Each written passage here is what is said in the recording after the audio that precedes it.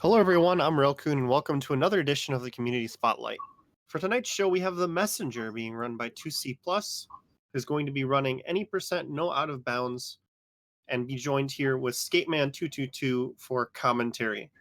Before we get too much into the show, tomorrow we have Super Mario 64 Rando tomorrow at 5 p.m. Eastern. If you're not aware of what's going on there, it's going to be 360 Chrism versus Cheese, commentated by Spike Vegeta and I forgot the other one. But it's going to be really great to tune in. Make sure you see that tomorrow at 5 p.m. Eastern. The day after that, we have Cuso Grande starting at 7 p.m. Eastern.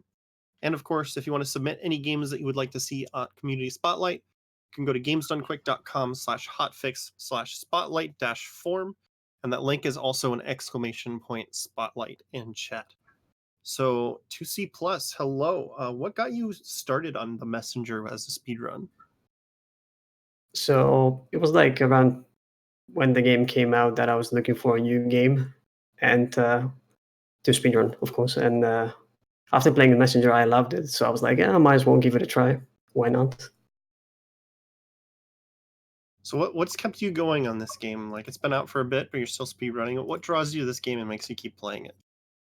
Plenty of things, I would say. It's like a really nice platformer. It has like a lot of nice pacing, I guess, with cloud step, a really interesting mechanic that, of course, we're going to talk as the run starts.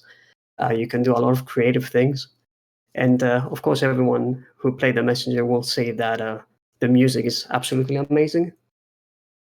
Yes, I've heard really good things about the music. How much does that like keep you going? Do you like really get into music when you're in the groove of a run?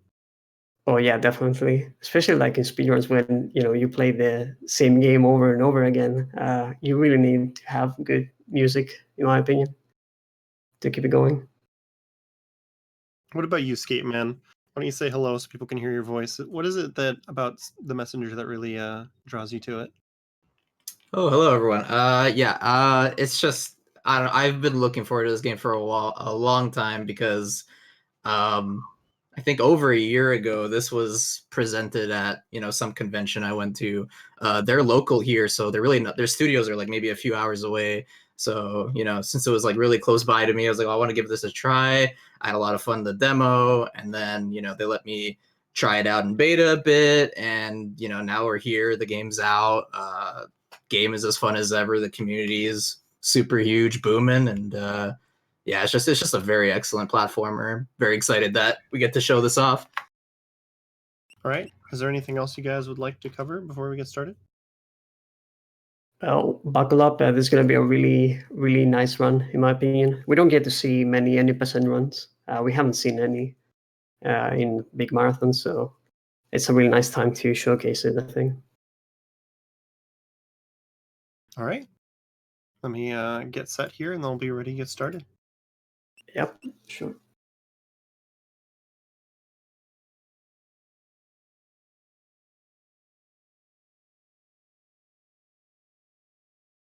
All right.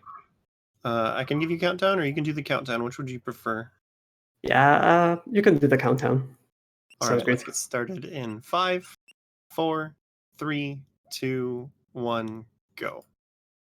All right, so I'm gonna be running the Messenger 80% no out of bounds, meaning that we're gonna beat the whole game, and we are not allowed to go out of bounds, basically. To give you a little bit of an idea of what is going on here, we are playing as the ninja, and we are living in the ninja village, where the last of humanity is living. Right now, we are heading towards like the elder of the village to have a lecture, and we are learning the first ability, which is Cloud Step, and this is what defines the game. Basically, whenever you hit an object or an enemy while you're midair, you can make an additional jump. Now, as far as story goes, there is a prophecy that when the demon army attacks, we knew that they will attack, the Western hero will arrive. That's what happens, but the thing is, the Western hero arrived kind of late, as you'll see here, the demon army. And we are the only ones that are capable of like moving around, because everyone's in a really bad condition. So the Western hero arrives, gets rid of the demons, pushes them a little bit away, and yeah, we're gonna have a task to carry a specific scroll to the other side of the island and on top of a mountain when 3 sages are gonna wait for us. And then thus we become the messenger. Yeah, this game is somewhat inspired by Ninja Gaiden. There are like plenty of inspirations from older games. But yeah, you can definitely see some elements of Ninja Gaiden for sure. And I was just gonna say that I'm sure the viewers totally understood the story, considering the text was fully skipped and in Chinese. Yeah. So I guess a good time to just say why we're playing in Chinese. I mean, the very obvious thing is that, well, it's faster.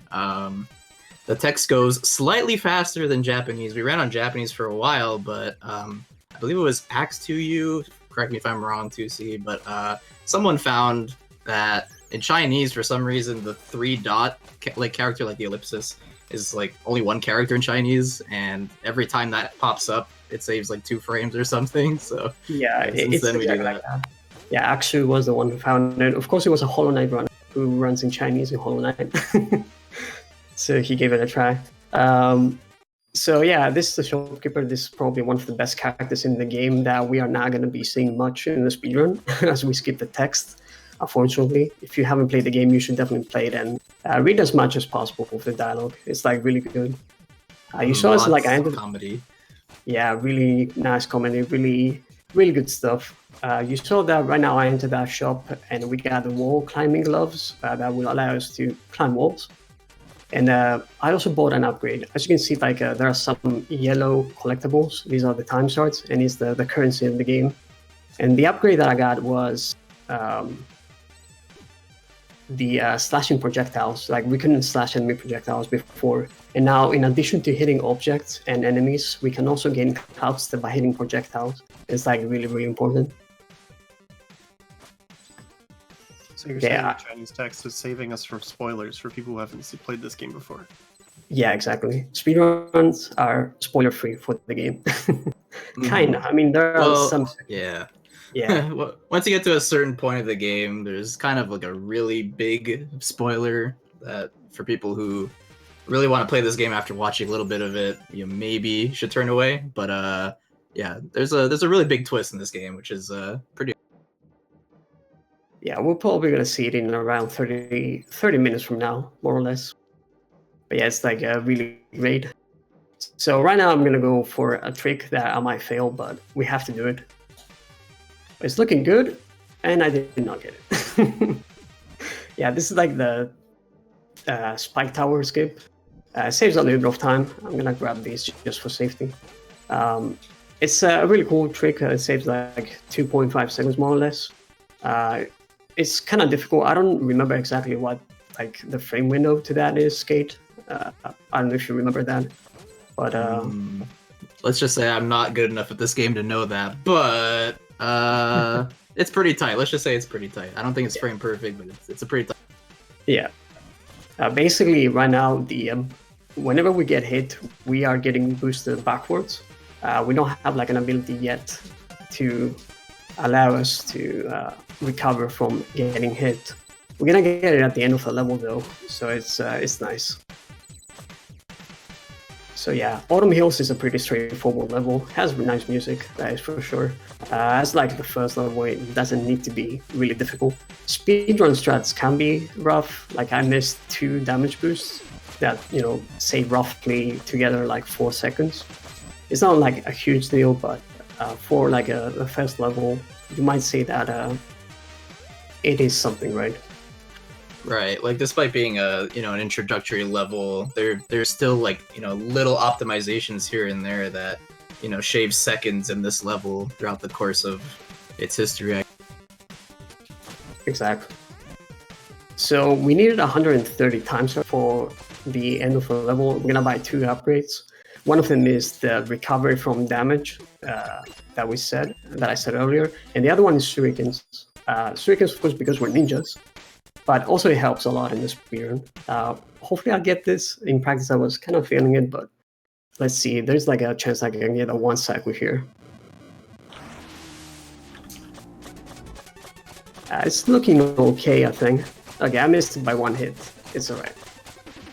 So yeah, you can get like a 1 cycle if you like mash enough and throw the Shurikens. It's not like a big deal. It's around roughly like 10 seconds more or less. But yeah, this is like the Leaf Golem, really easy boss fight for Autumn Hills. Yeah, it's kind of a weird kill at first because you kind of have to like weave in your shurikens between your slashes, which is not like super, it's not obvious, I guess. But once you get used to it, it's not too bad. And over time, people have found even like faster ways, and those are harder. And I think that's what 2C went for, and that's why it didn't work out. But gotta do what you gotta do to save. Yeah. There I missed like I believe I missed 1 shuriken, so that's why I didn't get the 1 cycle, but it's alright.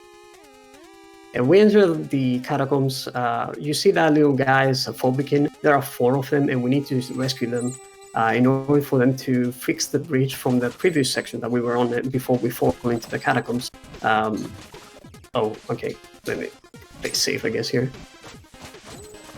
Yeah, Catacombs is a relatively difficult level, I would say, for early game, as it really relies on cycles, and yeah, some of the cycles are really close together. I can wait, of course, like I did in the first room, to play safe, but I would like to go for as many as possible, because we want to go fast. Right, and what's kind of interesting about Catacombs too is there's a lot of choices you can make too. Over time we kind of discovered different routes you can take, and they save like little bits of time depending on what you do. Some are harder, some are easier. So we'll see that soon. And 2C's gonna offer the the faster stuff, of course, whatever's fastest. Yeah, in the early days we used to die here quite a lot. As a matter of fact, it can be quite punishing, but of course we have a big estimate, so it's okay. Let's just say that. But yeah, it's gonna be fine, I think. Yeah, it's like heavily relying on cycles. Not really that difficult, I would say, once you get used to the strats. Okay, there's like another one. And then here's like a difference in the strats, as Kate mentioned. We used to wait here to do damage boost later, but now we can just like damage boost on the spikes, and we can get an HP refill later. Because we want to do another damage boost that is definitely much better. But if you play fast enough here, you can get this HP drop, and you will not lose a lot of time. Yeah, a little bit of shaky movement, but overall pretty okay, as we got the cycles that we wanted. And this is like the introduction of the first enemy that is really annoying in the game, the Wiz Ropes. By the way, this is the Necromancer Ruxton, and it's the boss in this level. So these Wiz Ropes have 1 point of HP, but it takes 2 hits to kill them, because you have to knock them first, make them like dizzy, then you kill them. And they can like teleport randomly as well, so they can be somewhat annoying. But yeah, that was like a really nice setup there with the shurikens. That's why the shurikens are really important in this game, I would say, for stuff like that and for quick kills on bosses. You can see like this vertical section, the cloud step is so good, as you can get up there really fast if you chain everything together. Okay, this is the most difficult 1 cycle that you can get in the level, and the scariest one. I've done it like a lot of times, so it wasn't really that difficult, but it used to be the run killer, I guess, in this game back in the day. And Skate, you can say a little bit about Ruxton. Yeah. Hi, Ruxton. So yeah, we like to say hi, Ruxton, here because he has 2 different patterns. He can start off high or start off low. We want the high pattern, where he stands up on top of that platform over there. Unfortunately, 2C didn't get it, so this loses quite a bit of time, which is not a big deal though. But yeah, essentially when he goes up top there, he's gonna shoot down these green fireballs downwards, as you can see right here. And what you can do is you can just cloud step, boost off of it, and just do exactly what 2C just did right there. Just stand up there and just keep on slashing, and you can 1 cycle him from there. That was actually quite fast, I would say. Yeah, that was a really good. Yeah, for the bad pattern, that was really good. But it's okay now. We're done, and we're entering probably one of the best levels in the game. Bamboo Creek. Oh yeah. Alright, I would like to see some shower places in chat. This is like a real banger, I would say. Yeah, this is I think I'd say the community's favorite, I guess, level soundtrack, whichever you want to call it. You know, we call ourselves the Bamboo Boys just because of this level, I guess. You know, it's good times. Good times indeed. And this is like the biggest test for early game movement, I would say. There are like plenty of basic stuff that you have to do on an excellent level in order to save time. So like proper cloud stepping, connecting everything together, it's definitely a really, really good level in my opinion. And it has a really difficult skip that hopefully I can get it, but we'll see. And, yeah, there's like a really interesting part right here. Some people might say this is out of bounds, but we said that it's not. And you gotta trust me, this is not out of bounds. No, we're just going over a tiny tree, nothing to see here. Exactly. Movement is sick. The movement is sick in this game, indeed. I agree. And now this is the point where I said about the skip. This is called the N2 skip. Let's see if I get it. Oh, I missed it. Oh, that's a little bit of a shame. Oh, that was very close. Yeah, it's alright. You have to do like a one tile. Oh, I actually forgot how to do this without N2 skip. Okay, there we go. So basically you have to time the projectiles perfectly there and slash on the green dude. And then you can do a one tile jump on the edge there. Now that I missed the N2 skip, I lost around 6 seconds if I'm not mistaken. So it's not that bad, but you know, if you get it, it's cool as well. Oh yeah, this in this room you are supposed to use an elevator, but because cloud step, we don't need an elevator. That is for sure. There's an elevator there? Yeah, in the bottom we are supposed to do that, but oh, wow, okay. cloud step. The power of cloud step. I mean, you're gonna see that the entire run, and later on we're gonna see a lot of vertical levels, and those are just so much fun to watch and play. So stay tuned for those. Exactly. And that was Bamboo Creek. It was like the day off, I guess. There's no boss fight in that one.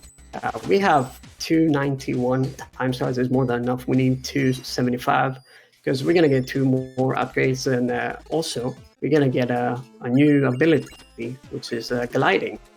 So you can deploy the glide shoot like that and boost ourselves upwards whenever there's like that wind thingy. Okay, I tried to rope dart there. I don't know why. And we also bought 2 upgrades, the glide attack and the underwater boost. We're gonna use the underwater boost once. Okay, let me focus a bit here because I kind of messed up, but we're good. We're gonna use the underwater boost once here, and in the 80% run in the open part later on, we're gonna use it multiple times. So it's fine. Right, so as you progress through the levels, you'll see 2C popping in the shop every now and then to get some upgrades, which are super valuable because they just make you go faster. Or sometimes it's for safety, but it's mostly for speed. Yeah, later on there are some upgrades that are relatively safe upgrades, but we are indeed doing a lot of damage boosts, so these upgrades are kind of needed. Alright, so another thing about this level is the fact that it's like really close, I guess. So it's kind of easy to grab on walls. You don't grab on walls by pressing the button. If you just like touch the wall, you grab on it. So grabbing a wall, it's really easy, and that can be like kind of costly here, since most of the times you will lose time. But yeah, we forgot to mention that damage from spikes deal 3 points of damage, while regular hits from enemies and projectiles, I guess, does 1 point of damage. And right there, by the way, was the underwater boost that we used in the 8th part. That's the only part where we're gonna use. Right, but we're gonna see underwater boost plenty in the second half of the game. You can see some really cool things with underwater boost, so it's gonna be a lot of fun. Yeah, we are approaching the end part of the level. That was actually quite good, except from like the beginning. Really nice, really nice flow, I would say. And probably one of the least favorite boss, Bateman, is coming up. Oh no, I'm gonna have nightmares again. Yeah. Yeah, you can talk a little bit about this one. I'm gonna count, and we know counting is difficult. Alright, so... Okay, what's this guy's name again? Crystal Golem, or... Emerald. The Golem. I don't know. This guy, as you see, he has 2 giant fists. Really spiky fists, they do a lot of damage. But you're gonna be boosting through them. Luckily, these spikes are not like regular spikes. You only take 1 damage, so that's not too bad. So what you're gonna see him do is he's gonna hit the core 7 times, go on one side, go up above with the the air vents, and then hit him like 20 plus times. And if you do this properly, this will be a 2 cycle for the first part. Yeah. And that looks very good. And now in the oh, sorry, go ahead. I missed that 1 hit, but it's okay. Ah, yeah, it's fine. Now in the second part, the golem's gonna be destroyed, but the spirit inside is gonna fly around and be mad at you that you broke his golem, but you just slash him 5-6 times and he's done for. Yeah, and that was actually a really nice kill there. I got a pretty decent pattern as well, and we are done with it. Which controller I'm on? It's a Logitech F310. Yeah, it was like a misunderstanding. Bible thumbs in chat. I'm sorry, little guy. We didn't think that he was like friendly because he attacked us, but it's okay. He helped us, so that was nice. Yeah. Alright, now we're in Glacial Marsh, right? Am I saying the names wrong? I feel so bad now. Yeah, Glacial Marsh. Alright, I did it. So this is another stage. It's a lot of holding right, especially this screen right here. We like to call this just, not the longest screen, but one of the longest screens of the game where you just hold right a bunch and just by the way, talk about the origins of the game. By the way, Chad, do you know that you can do this screen without stopping holding right? Yeah, that's one of our little inside jokes in the community, I guess, because we've held a few tournaments and we have nothing else to say about this screen besides you just go right the whole time. Yeah. You can manipulate the bird, jump above it. Look at that. I did not stop holding right in this whole screen. That was beautiful. Incredible. This is amazing gameplay. I thought you were playing the ground was lava and then you touched it there. I mean, you can avoid touching it, but I don't know. It's just like I like that pattern with the birds and stuff. Yeah, just hold right for it.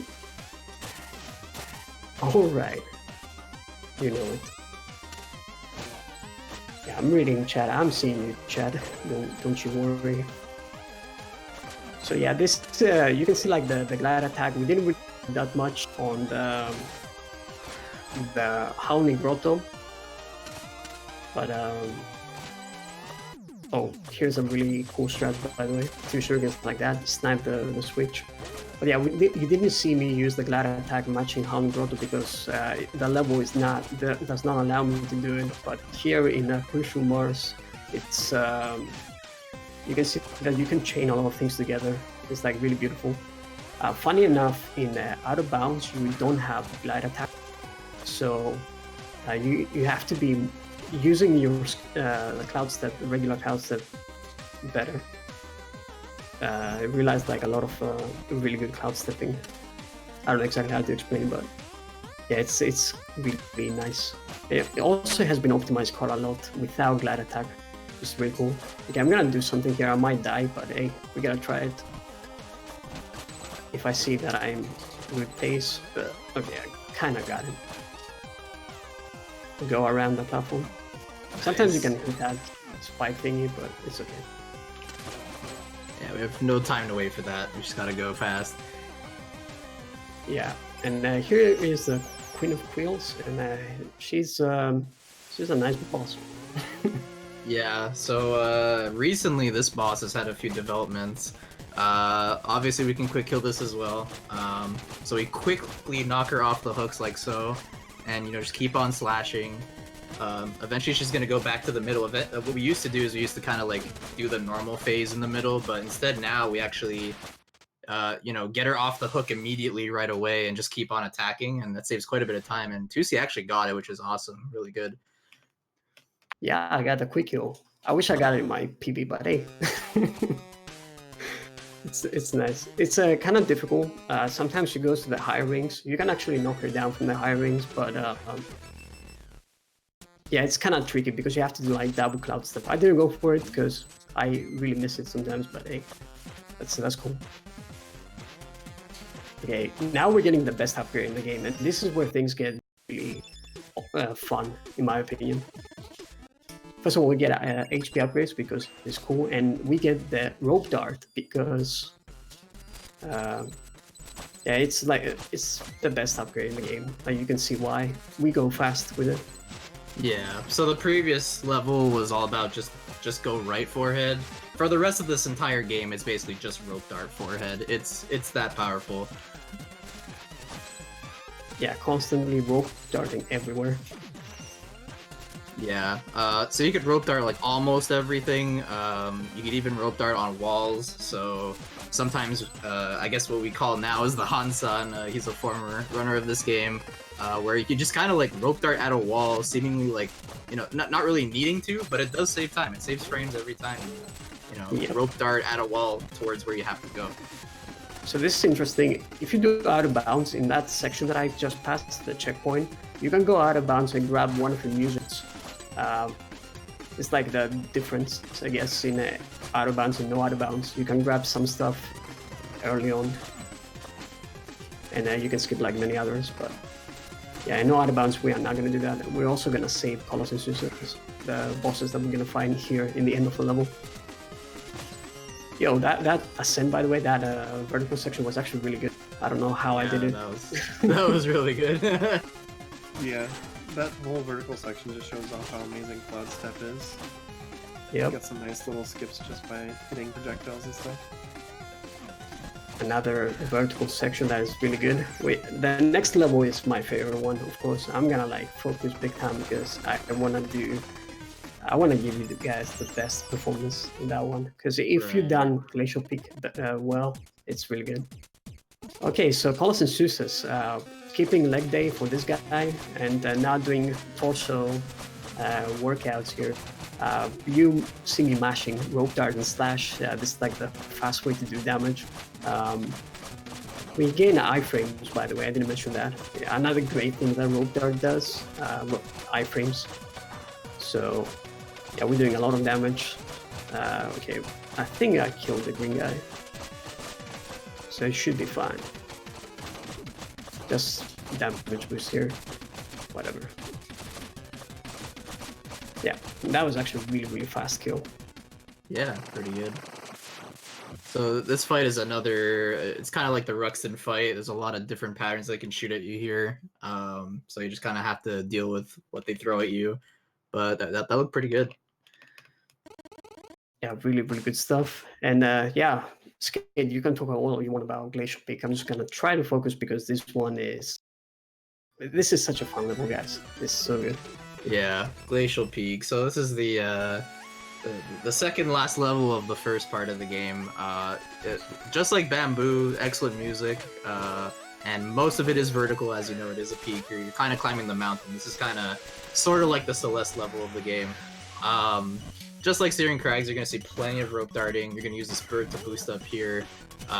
There's just almost everything in this level. It's really a fun watch, and 2C is always having fun running this, and it's such a good level. You can also rope dart the icicles, as you can see here. And over here, we're basically just cloud stepping, rope darting off of everything you see. Every enemy, every projectile. Yeah, it's really good. Another great thing here with rope darting, you can get extra boost backwards. Really good stuff. Yeah, this is going on pretty smoothly so far. some of my favorite parts are coming. They are like at the end part of the level. Really great sections. Right. Pretty much the last screen of this is just like a really long vertical section. It's just non-stop action. It's great. Yep. So another thing you're going to be seeing too is when you see like a really long vertical wall. Now that we have rope dart, we can do this thing called rope dart climbing, where instead of just kind of wall jumping up a wall, you essentially kind of weave in rope darts between the wall jumps, and that lets you climb up the wall a lot quicker than just wall jumping up it. This is my favorite screen in the game, I would say. It's so good if you've done this correctly. And I did. Nice. That is like so satisfying to do for some reason. Awesome. Yeah, we did it. Like, we did exactly what the Western hero told us to do. Get the scroll to the top of a mountain where the 3 sages are waiting. They told us to hold the scroll up, and we are summoning a Tower of Time, where basically we're gonna go through our gauntlet to prove that we are worthy of messengers. Tower of Time is probably the hardest level. I don't know if it's the hardest level of the game, but it's definitely the hardest level of the 8-bit part. There's a small chance that I might die, because I will probably go for all the risky strats, just, for fun. Yeah, Tower of Time is another example of a level where the strats have just evolved like tremendously. Like tons of crazy skips you can do, lots of damage boosts, and it gets really tight because there's one part where you kind of have like really low HP for a good chunk of it. So hopefully 2C clutches this out. I believe in him. Let's go. So give you like an idea about this level. Sorry. The lasers deal 4 points of damage. They are the highest damage dealing obstacle, I guess, in the game. Spikes deal 3, regular hits deal 1. So we want to be at 5 HP when we reach a specific point, because we want to do a damage boost. And I'm gonna do something crazy here in the upcoming screen. I have not practiced it that much, but I want to try it. I did not get it. Okay. Okay, well, whatever. Yeah, so a common thing you'll see in this is you can actually basically take a hit from something else and then use your iframes to just go through the lasers. You're going to see that later on in the level too, but in that room what you could have done is you could just like kind of run into the whiz robe and then just kind of rope dart your way to the end of the screen, which is actually like a relatively new finding, I think. Are you kidding me? Alright, you know what? Let's do it normal, whatever. Oh geez, yeah, this is really crazy. You can time a really specific wall jump where you land on top or like near the top of this platform and skip a laser cycle. Saves quite a bit of time, but it's very tight. But 2C got pretty consistent at it. Alright, at least we got that one cycle. That's nice. Another technique you'll see, that there's so much going on this level, so sorry if I'm missing out on anything, but another thing is you can kind of hit crystals like on the other side of a wall. You'll see that later on too, but essentially you kind of stick on a wall opposite of it, you slash and then like jump away from it or face away, and it kind of the slash goes through the wall and hits it. So that skips a lot of stuff too. And there you saw the very important damage boost. 2C had enough HP, so you could just kind of tank a laser and just rope dart climb all the way up through everything. Yeah, it wasn't like the best execution so far in Tower of Time, but made it through, I guess. That's what matters. I tried to do some risky stuff, but it's just like, I don't know, some of the inputs still really work out for me. In this situation, I'm supposed to have a shuriken, but there was like kind of a backup that I tried to do in one of the rooms, so I used that shuriken. So I did what we call the walk of shame. It saves like just a little bit of time, but it's okay. Yeah, let me reset this and let's go for this. Why not? 1 HP so more here, pass. yeah. Oh, yeah. This is the scary part right here. But essentially, you just take a damage to an eyeball and just go through. Take one laser hit, and I think you just got healed there, so that's nice. Oh yeah. There is a power up you got from the shop that gives you a chance of getting a kind of a 1 health refill. Oh, yoink. We hit that crystal behind the wall. Yeah, that's exactly what I was talking about earlier. Saves quite a bit of time there. It's we call that I guess like the like the boring room where you just kind of slash at crystals the whole time. It gives you a nice little bit of a break though, so you can mentally prepare yourself for the I guess quote unquote final boss of the 8-bit section. Exactly. Oh, we got the shopkeeper in chat. Let's go. Shopkeeper is the shopkeeper in the game. He has an account on Twitter. Okay, Arcane Golem fight. You can talk about it as well, Skid. I'm gonna like try to do it fast. Yeah, so they do the thing and form this big golem, and essentially what Tusi's going to try to do here is jump on the hand and then just kind of spam rope dart on top of him and just keep on staying up there. Thankfully, because the rope dart gives you iframes, if you do it right, you can just kind of stay up there the whole time. What's really annoying is that the golem will clap a few times occasionally, but he barely did at all there, so Tusi did the fight, you know, perfectly almost, and gave him the 2C special.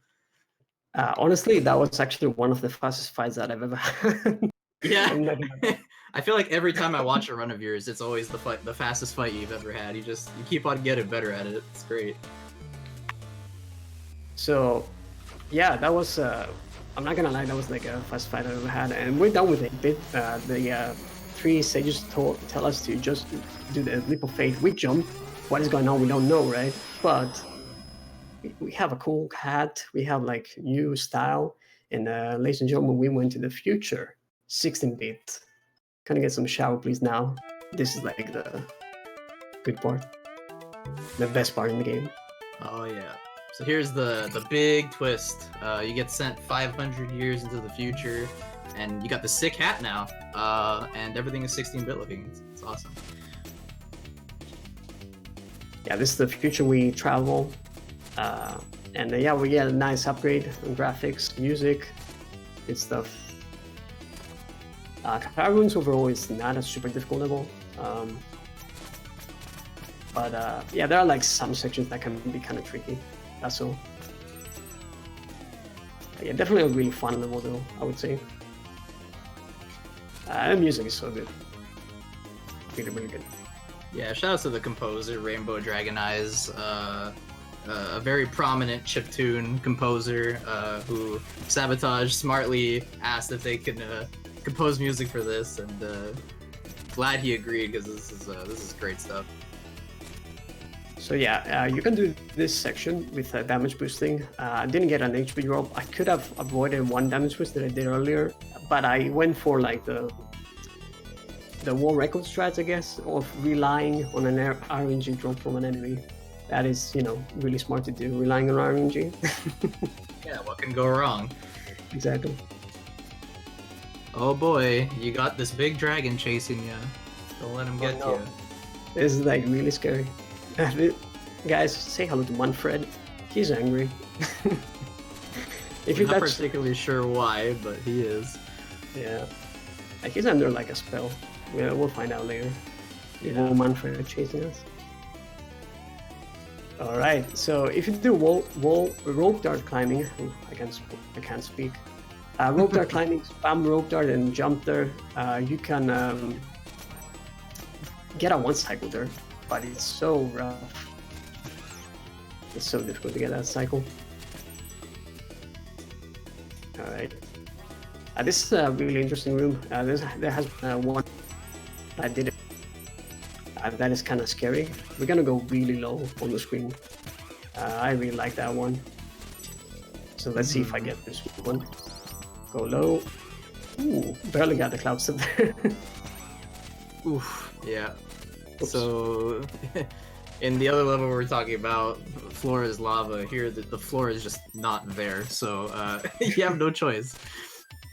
Exactly. Alright, second Manfred chase. This is the longest chase from the 3 of them that exist. Spoilers, at the end, we're gonna fight the dragon, and Dragon, Manfred, I should say his name, or its name, is probably the hardest boss fight in the game, now that I think about it. And there is something really cool you can do. I want to be honest with you, there's a glitch that I don't like the glitch. It's faster, but the other way is way much more fun to watch if I execute this perfectly, of course. Right, you have like a real silly way and one that's like very impressive, skill-wise. And what's really funny about those long chase rooms is if you go fast enough, you can actually go like really far off the screen where you can't even see Messenger anymore. So that would be faster, but you kind of have to memorize where you're going, which can be pretty difficult. Exactly. Alright, final part now of the level, right before the boss fight. The third chase, what Skateman mentioned is going to happen at the end. In theory, in this one, you can go off the screen pretty much from the first set of lanterns, but it's kind of weird to navigate blindly.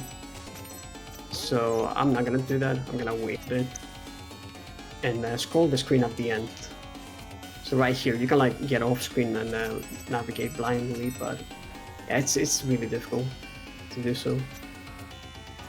So I'm gonna do it here and then scroll the screen a little bit over here. There we go. Yeah, reap that red guy. Nice. Alright, boss fight now, and yeah, let's see how it goes. Mm-hmm. Okay, a little bit of rope dart action in the beginning. And I got the glitch. Alright. Well, there you go. So this Yeah. is the silly method right here. You kind of confuse him, and he just endlessly spins into himself, and well, that's the boss fight. Well, that happened. Awesome kill. Good job. Yeah. That's fantastic. I love it. Yeah. To be honest, I kind of wanted to not get the glitch because the other way is more exciting to watch. But hey, it's fun. Ball friend, Yeah, right? it's a win-win either way. So Exactly. so the normal way is obviously wouldn't be doing that. He'd be flying around chasing after you, and you get into these like sections where every time you hit him, he either goes up or down depending on where you are when you slash him. So you kind of get into this like combo where you're just continuously slashing him over and over, up and down, and it's really impressive to watch. So after defeating Manfred, Manfred became our friend. So that's nice. And apparently the spear guy that we found in Bamboo Creek and Glacial Peak was the Demon General Barmathasius. I think I said his name correct, I might be wrong. But yeah, he was the one, and he sent us to the Underworld where he's waiting for us, and hopefully he will destroy us. The Underworld is one of the most underrated levels in my opinion. It's so fun to speedrun. You can see, especially this screen, for example, it was so fun to optimize, and yeah, the rest of the level is really good as well, especially one vertical section later on. It has really good music as well, as you guys mentioned in chat. Kind of underrated too. Right. I mean, as you can see, like the ETA on this is 2 hours. So since this game is like so long, it took quite some time to like really optimize every single level of the game. So we've come pretty far, and we're still finding things now. So yep. I'm gonna skip the checkpoint. Let's leave wildly. Let's go. Okay, this is the screen I was talking about. There is like, well, we don't have to worry about it. We go really fast. The speedrunners, kappa. But yeah, it's like a really nice section. Every vertical section, in my opinion, in this game is really fun to do because you include gliding, glide attacking. So glide attacking is fun. You can do a lot of crazy creative stuff. Right, like in the vertical sections, it feels like you're just kind of like pushing every button on your controller, and it's just non-stop. Yep. And we are almost done. That was like a really fast overall. Nothing bad happened. And there's a really interesting kill that you can... I'm gonna attempt. Hopefully I get it. Let's see if it goes well. Do you know this strat, Skate? This might be a new thing for me, so we'll see. I'm used to the whole count X amount of slashes, then shuriken, but... We're doing different stuff. Oh, okay, this is cool. Oh, wow, okay. Yeah. The cheese. That's ridiculous. Yeah, and yeah, he's dead. Nice, well done. Yeah, that was like the fastest strat. It saves 10 seconds over the original strat. So the cheese that Skateman actually mentioned was every time you throw shuriken at him, he reflects that shuriken. So you reset his idle animation. But that was like the original strat with 3 shurikens. You do that and he do a lot of damage and then you wait for his attacks. But if you corner him up there, like I did, you take 5 hits of damage, and that will be enough to do the cheese later and skip 2 sets of attacks. That way you save 10 seconds. That was like really nicely done. The movement in this game is good, I agree. And this one specifically has a lot of good stuff. Now, this is where the good part of the game begins. We are done with linear and we are getting to the open part. And as you can see from this cutscene, we're in the future and we became the Western hero for this timeline. It's like the really cool thing. I'm skipping text and story, so I'm just gonna say that this is the soldier and he became the messenger.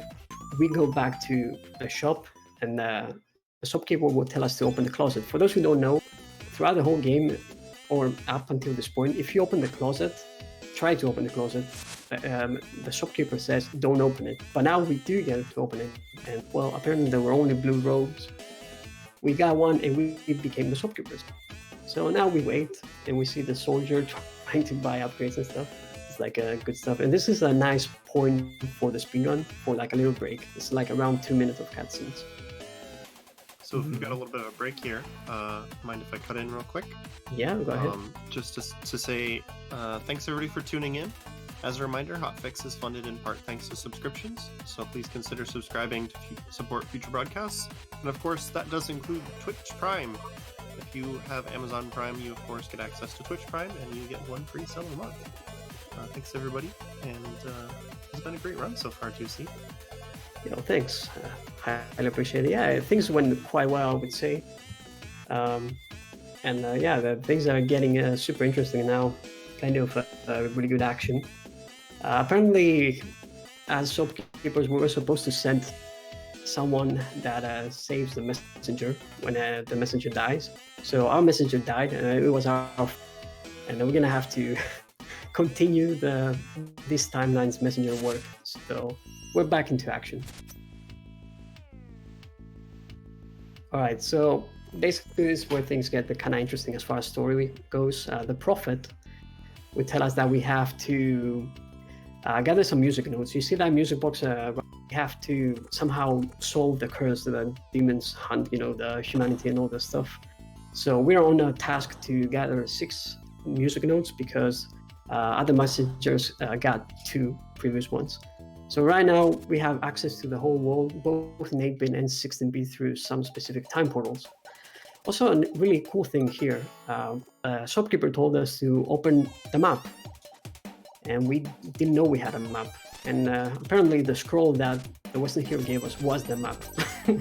And yeah, shopkeeper was like kind of angry because he was like, you carry such an important thing and you just didn't open it.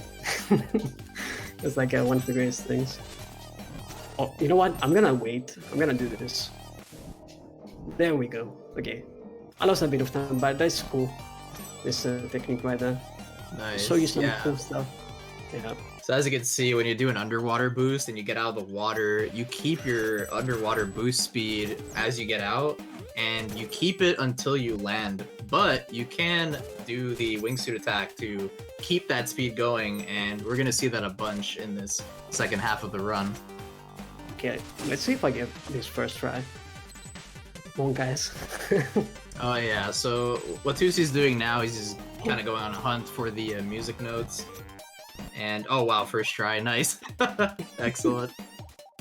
So what he just did there is he kind of did this, I guess, wingsuit attack combo to get up really high, and you have to do this sort of one-tile jump, which is pretty tricky to do, to bounce off the edge of the tree branch to get access to here, which is completely not intended, but yeah, 2C nailed it. Yeah, there's like a really big sequence right there. But with that one-tile jump, you skip that sequence. Like this part where I am, there's like a big maze, I guess. And yeah, we skipped that part. Well, this is really bad shopping, but hey, we did it. We got an HP upgrade. Yeah, go ahead. When you say one-tile jump, what does that mean specifically? Oh, okay, yeah. Skate, can you explain a little bit about that one?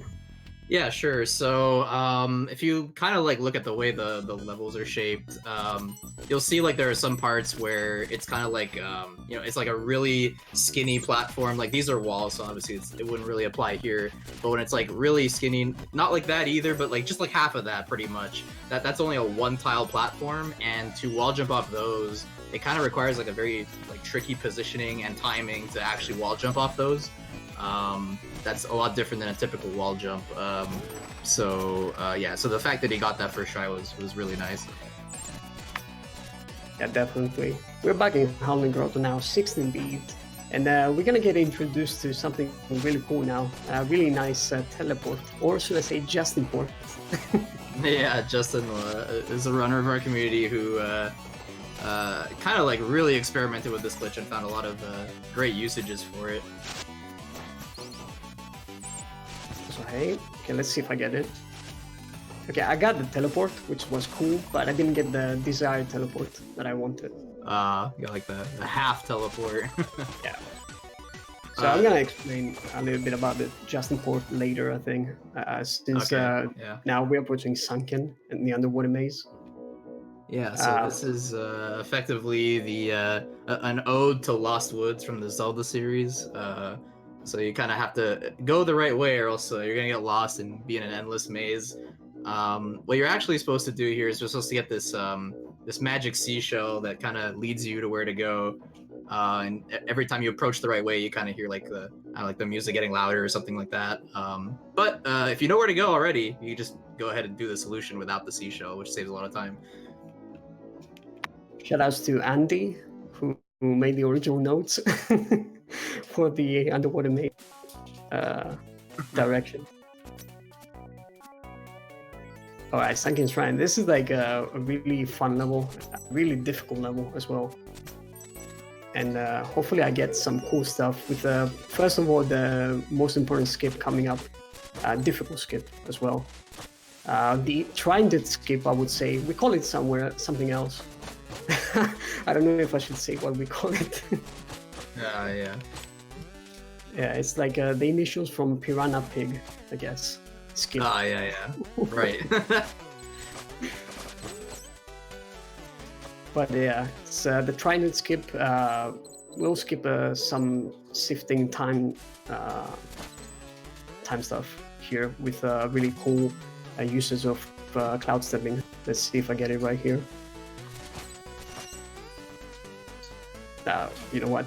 Let me actually retry it like this. Alright, damageless as well. I wanted to do it damage. So that was nice. That was like the skip. You skip going to 16-bit from like the previous room, and you stay in 8-bit. You are supposed to be in 16-bit here and shift right there. But now we save like roughly 25 seconds by doing this. And we got the boots, or the ninja tabi. Now we can walk on surface, because such as water, lava, and quicksand. Quicksand count as a liquid, right? Pretty sure. Yeah, why not? Yeah. Oh, we got the devs in chat as well. Sabotage QC. Hello, guys. Nice. Sabotage is an amazing studio, by the way. The developers have amazing engagement, I guess, with the community and the speedrunning community as well. They are really, really great. Mm-hmm. We get in touch very often in both our speedrunning Discord and their official Discord, which I'm sure will be linked in the chat eventually. Yeah, huge communities, awesome stuff. They're great. So thanks for being here to watch this awesome run. Exactly.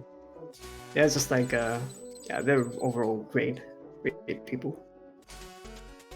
And for those who don't know, DLC is coming out as well in just 3 days from now for the Messenger. Okay, I missed the boost. It's okay. Picnic Panic, get hype for that. Free content in it. It looks amazing. Yep. Yo, hello Cartacha. How you doing, my dude?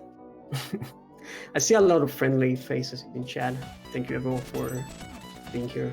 Really appreciate it, and I hope everyone is enjoying the run overall. Sunken Shrine is a really difficult level.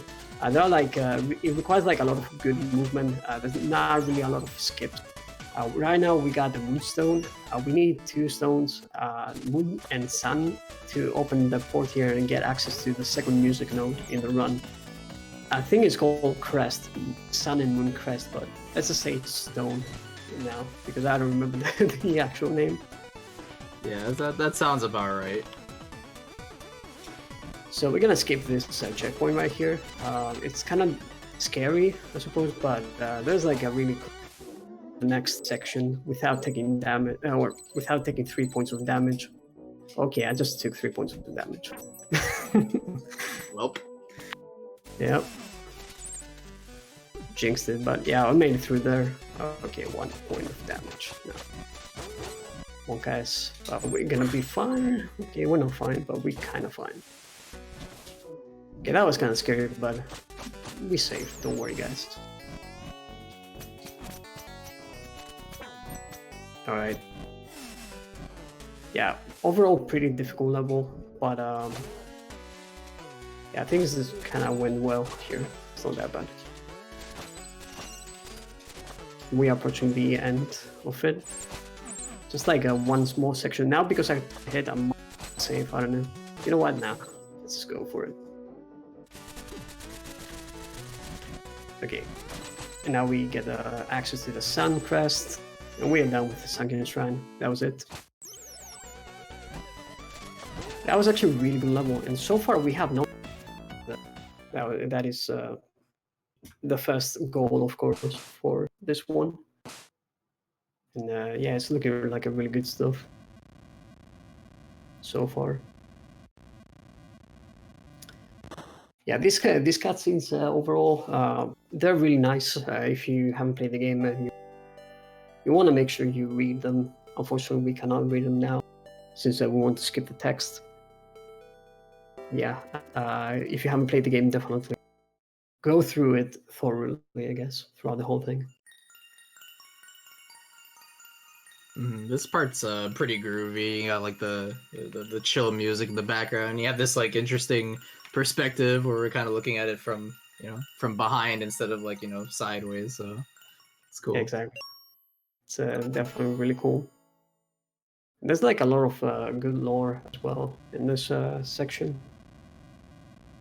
Some of the stuff you don't really see it, but it's like kind of somewhat hidden. And there's like a team in the official Discord that searches these things, and it's really nice. There's like a whole alphabet, if I'm not mistaken, in the game that you don't get to understand unless you actually search for it. It's like really cool. All right, so I think we have another chance at a Justin port here, if I'm not mistaken. Yes, and this one is a really cool one as well. You can definitely see it. So Justin Port, we did it right here. So to explain a little bit about Justin Port, basically if there is a rolling screen like the one that I was on, and you slash before you rope dart an enemy, and you rope dart as you slash, you will kill the enemy before the ending of rope darting ends. And you will, if there is like at the end of the screen as you scroll, there is the same type of enemy. As soon as you scroll the screen, it spawns. You teleport to him. I don't know. It probably didn't make sense now that I said that. said all that stuff. That's fine. Yeah, it's fun though. It's magic, right? Let's just say that. Yeah. So I don't believe there are too many spots you can do that. I know there's one in Searing crags you can do. There might be a few others I'm not aware of. Yeah, cloud runes. Yeah, that's it. With the eyeballs, right? Mm-hmm. Yeah, okay.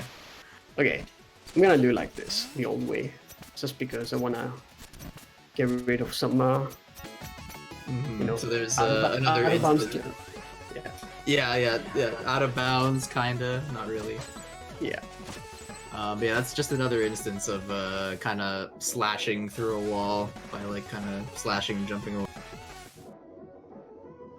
Yeah, there's like another big section right there, but we skipped it by destroying the block behind on the screen.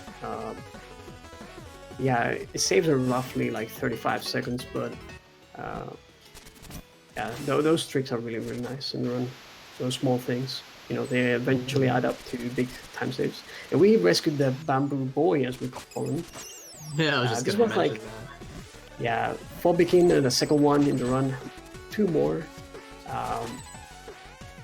The bamboo boy meme, I guess, it started from this guy because I didn't remember Fobikins, so I named everyone boy.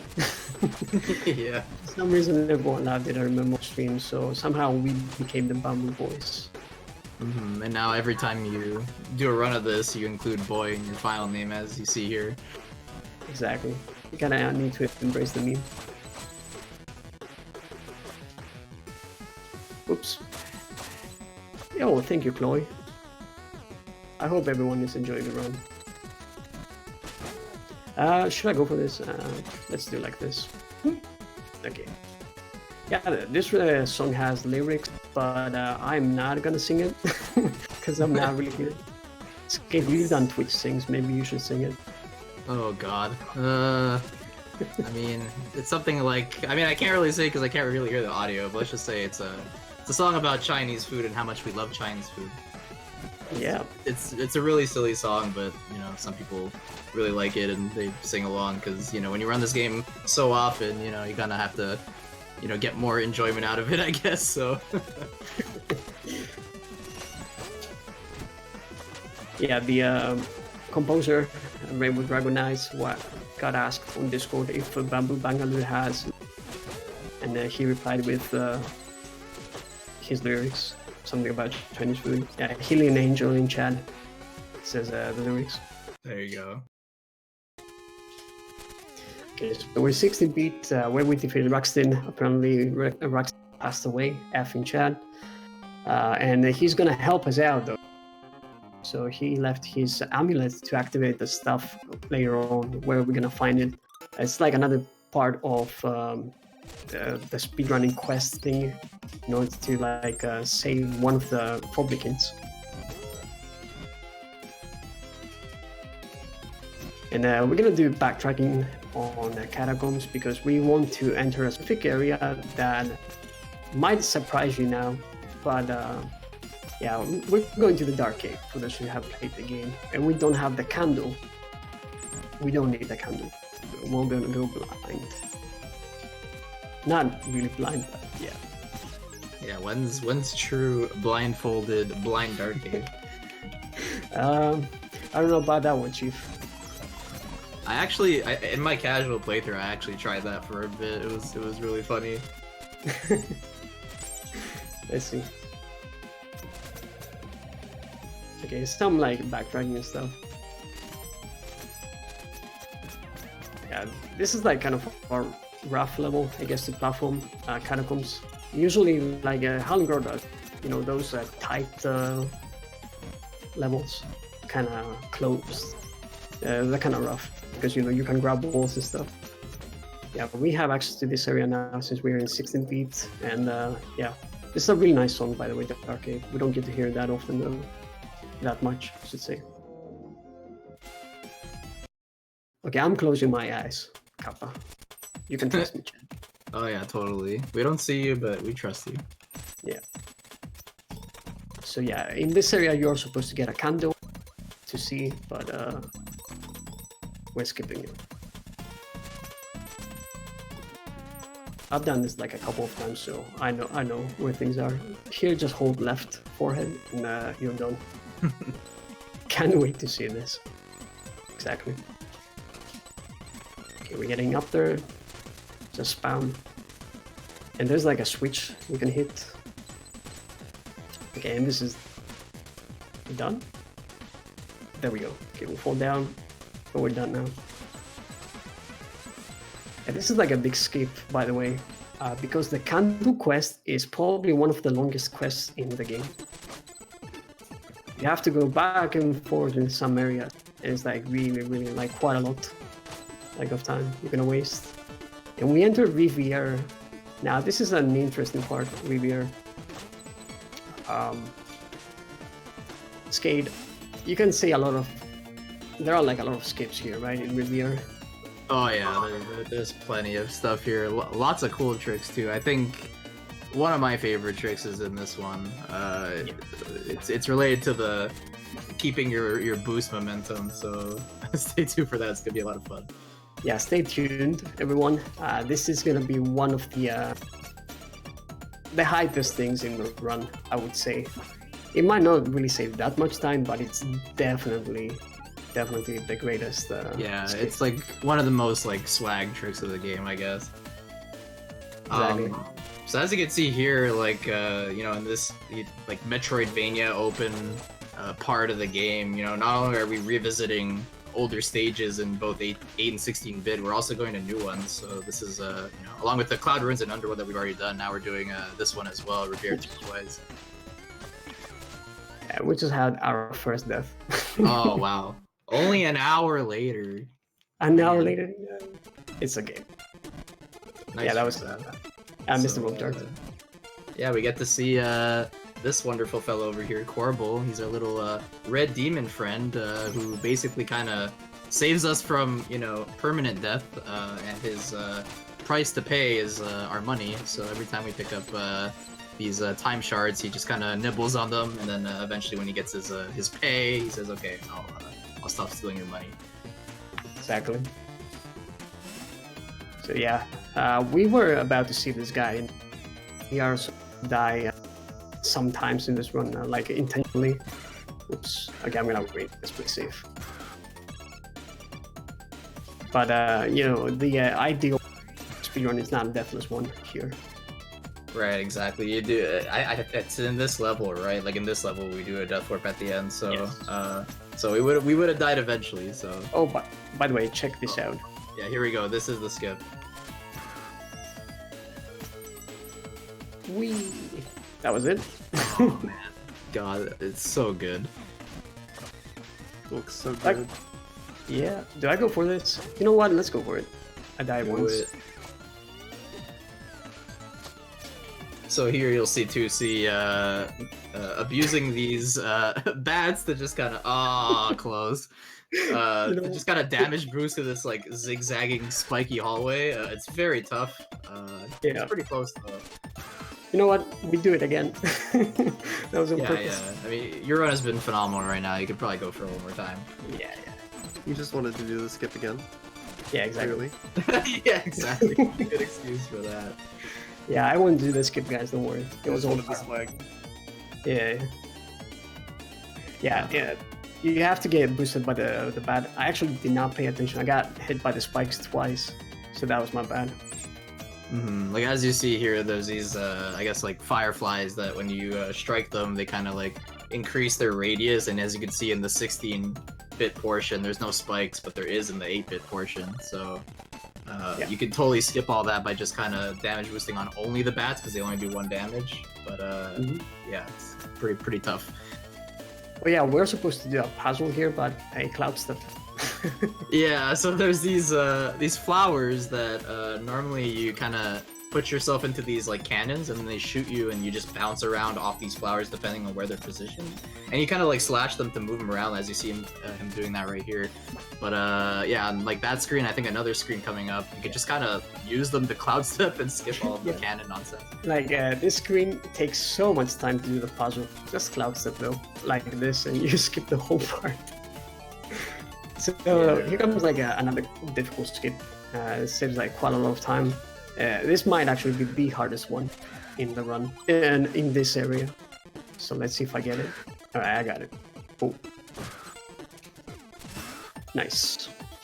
Very nice. So there's like a lot of setup that you do here normally with the cannons and the flowers, but by using those two vultures, you can just kind of boost off of them like in a very specific way and just kind of skip a good chunk of this whole room. Yeah, you save a lot of time by doing that. And now we're on the boss fight, the matriarch. You see the good side here of the matriarch, but there's also like a bat. I don't really remember exactly, but yeah, we're gonna fight the bat. And there's like yeah, and there's like a really cool thing about the 16-8-bit transition. And there's a quick kill that I'm gonna try to get. Hopefully, I'll get it. Let's see. So what's basically going on here is the bat is firing those like supersonic attacks. When you get hit by those, your controls get completely inverted. So he was playing briefly there with inverted controls. And then eventually he kind of like does this attack that kind of reveals hidden platforms, but those platforms are already there. So if you know where they are, you can just kind of jump on them now, as you see him doing right now. But now if you just kind of, you know, stay with, wow, that was fast. Holy moly. Yeah. Good job. So yeah, the platforms are there, so you can run. And another thing is, I did a lot of hits when the matriarch was going upwards. So I got a 2-cycle and a 3-cycle fight, I guess. And this is where we are supposed to have a death, by the way, because the screen gets locked like that. So you have to fall into your death, I guess, to continue the game. But yeah, I already died twice, so it's unfortunate. Yeah, there's like one more phase that I skipped by doing this, because we did a lot of damage to the boss. Right. When I was writing this game, it would actually take a little bit longer, and you have to kind of get lucky on like the end of the second phase. But I guess with new strats, you can defeat him even before he soars up like that. Seriously special, baby. Yeah. Okay, so now we're gonna go. We got a magic firefly from this. A magic firefly decurses. That's like the property, I guess. And we're gonna use it twice in this run. One to decurse the Queen of Quills, which is well, I'm not gonna say yet, but it's like a person that will help us. Yeah, you'll see like basically throughout this entire game, like you're kind of turning a lot of your enemies into friends, which is pretty cool. Yeah, and on the way, we are going to complete a quest in Searing crags to get the 3rd note. Oops. Okay, that was kind of awkward, but good. My gel, the world record for this one is 1 hour. What was it? You cut out a little bit. It was the world record is 1 hour 50 minutes, and oops, let me do this again. I actually forgot now. And 30 seconds. Yeah, 150 something, but it's really close to sub 150, which is just crazy time for this game. 37 is the one that's on Cersei. Yeah, that's the one. So we're gonna pick up this power threshold. As you can see, so we're waiting for that to eat. No. Yeah. So we went to the future to get the power crystal. We're gonna go back to the past where they are alive. They're gonna need that crystal to gain energy. And we're gonna complete that quest. Oops. Movement is not that great now, but that vertical section can be kind of weird. Yeah, the ogres are dead. Not for long though. Huzzah, we got the power crystal. We can talk to the green guy because it actually is green. So they're gonna put the threshold in the pot and they're gonna eat. As you can see, they're strong. With the legs. So it's just right there. And they're sending us. They got so powerful that they're sending us somewhere. This is like the area where we get the music. 20 backflips incoming, exactly. This way. Alright, cool. And the judges give him a 10. Pretty much. Alright. so this area is not that difficult. There are some birds that can be annoying in this section right here, but you can like juggle them. Let's see if I get it. Alright, I got it. It's okay. And rope darkness, of course, makes sense doing that because you want to rope pretty much everything. It is like the key of strength, or the music note, I guess, in Searing Crags. The third note that we get in this run. Now, route-wise, we will backtrack Searing Crags, and we're gonna enter the end of Crucial March, where the Queen of Quills is, and with the Magic Firefly, we're gonna decurse her. And there is a Justin Port coming up. Justin Ports are really fun. Let's see if I get it though, because this one is kind of tricky. Alright, so 1, 2, 3. Oh, I failed. That's a little bit unfortunate. But yeah, you can like skip to that end part of the screen with Justin Port. It saves like around 2.5 seconds if I'm not mistaken. But yeah, we have one more chance for Justin Port. There's like 2 to be fair, but I'm not gonna go. Kind of weird. Okay, so make sure you glide here. These spikes have killed me so many times. Yeah, same. I always forget those. Yeah, because usually you don't backtrack Searing Crags, but in the no out of bounds run you do. Okay, so we entered the back of Crucial Mars, and with the Magic Firefly we're gonna decurse the Queen. So the Queen thing is the, if I'm not mistaken, the name, and she used to be a messenger as well. So she's gonna like provide us with help, gonna seek info from the Prophet, if I'm not mistaken, and the Prophet will tell her to wait for us in Glacial. And this is where we are going right now. And we're gonna enter like one of my favorite run, I would say. Even though it's an Autoscroller, it's a really fun part, and has really good music. Right. So if a game should have an Autoscroller, I guess the way they did it was genius. So yeah, stay tuned for that. Yeah, plenty of great things. So route-wise, even though we are going to Glacial Peak and there is a portal in Glacial Peak, route-wise it's better to go to Searing Crags. It saves roughly 10 seconds going like this, switching to 8-bit here, and doing the regular route. Great graphics for NES. It's a retro-inspired game. Alright, Glacial Peak once again, shower please. Oh, I did it this time with the rope turret. I failed it the previous time. That's nice. Because out of bounds strictly you can do here, that's really fun, but it's not that big of a deal.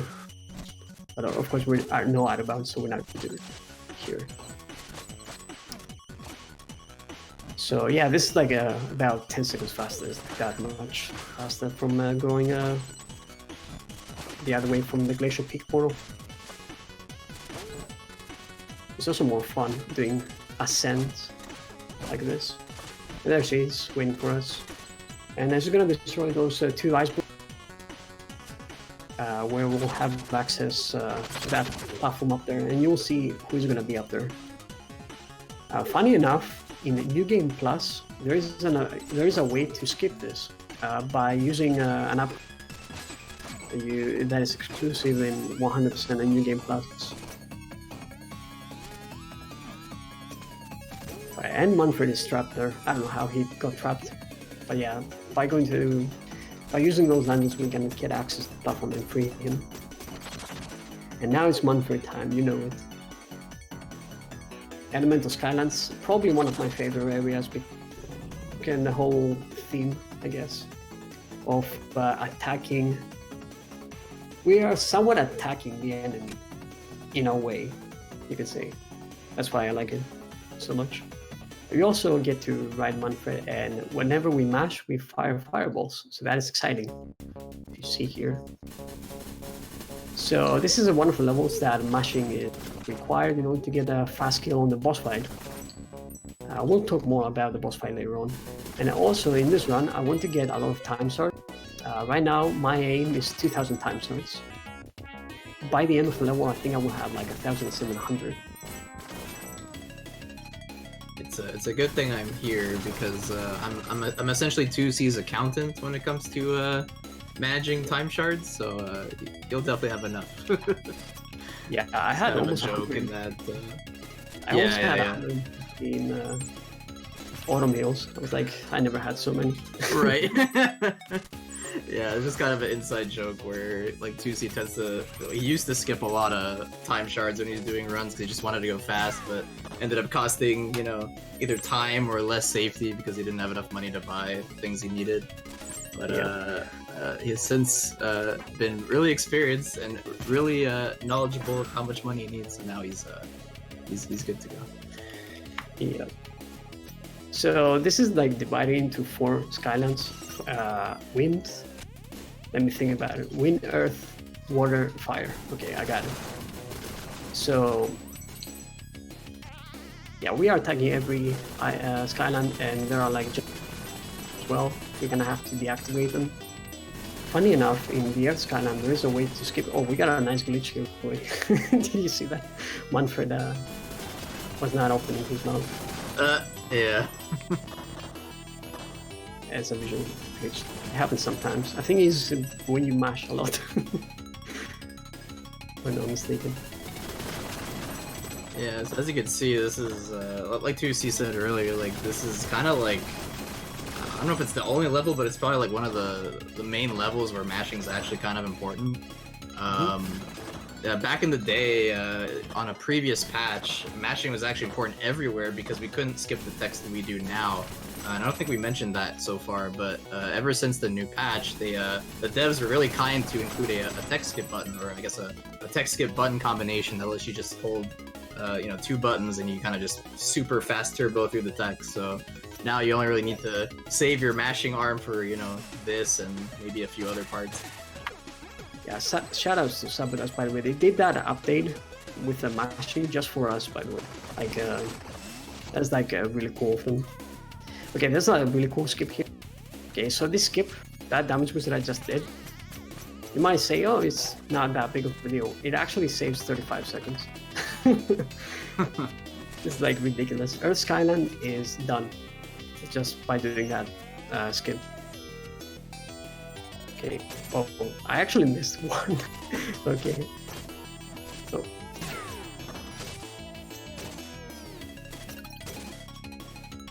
Alright. We're done with Earth Skyland. The Water Skyland has movement from the 4 Skylands. It has like a vertical section. Every time there's a vertical section, I love it, I would say. It's a little bit faster in Chinese. To be fair, there are like, you save 2 frames every time there's a ... on dialogue. That's it. That's like the only difference. With those 2 frames, they don't save that much time overall. Like 2 frames is not that much, and there's not a lot of dots in text, but overall, I would say that it might save like close to 2 point something seconds. Yeah, the messenger tends to say that a lot because, he gets into a lot of conversations with, the shopkeeper, and they both say silly things, and he just kind of like ... a lot. So it's pretty funny, but it actually kind of helps us with the speedrun. I'm pretty sure a lot of speedrunners use Japanese because they think that makes them go faster. All speedrunners that. That's just like kind of the go-to usually, but as we've seen with like a lot of other speedruns, it could be like anything. It could be like Italian, Spanish, German. So yeah, you have to test everything, and someone has to test it. So. Okay, so should I go for it? Yeah, I'll go for it. That's a little bit scary now, but okay, this is the part I'm talking about. Glide attack this, the trident, this guy, and we are done with this section. That is such a beautiful part. It saves quite a long bit of time by doing it like this. Another great usage of stats that you get after you rope dart, getting that lantern on top from the generator. We're almost done. One more Skyland to go, and then it's like a really long level, roughly 9 minutes. I would say. A little bit less than 9 minutes. Obviously, like the autoscroller part takes a little bit of time, but the autoscroller part is kind of important for the N% run because we want the time starts. So you want to make sure you kill a lot of enemies. I did not kill a lot of enemies, to be fair, but I have overall a lot of time starts in the run, so I'm gonna be fine as far as time start goes. Yeah, these parts here are super satisfying where you can just charge a big beam on this like kind of train of enemies and you just kind of unleash it and you get so much money. But yeah, I didn't mention it. Now that you said that with a big fireball, it penetrates like all enemies and deals 5 points of damage. So in downtime on the boss fight, I'm gonna be charging, and I'm gonna be mashing mostly though.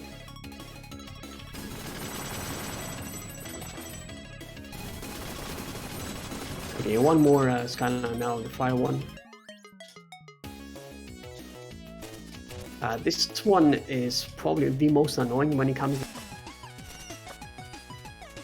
There is a clip that you do right here. That clip is probably the hardest clip in my opinion. It's not, but I just fail it all the time.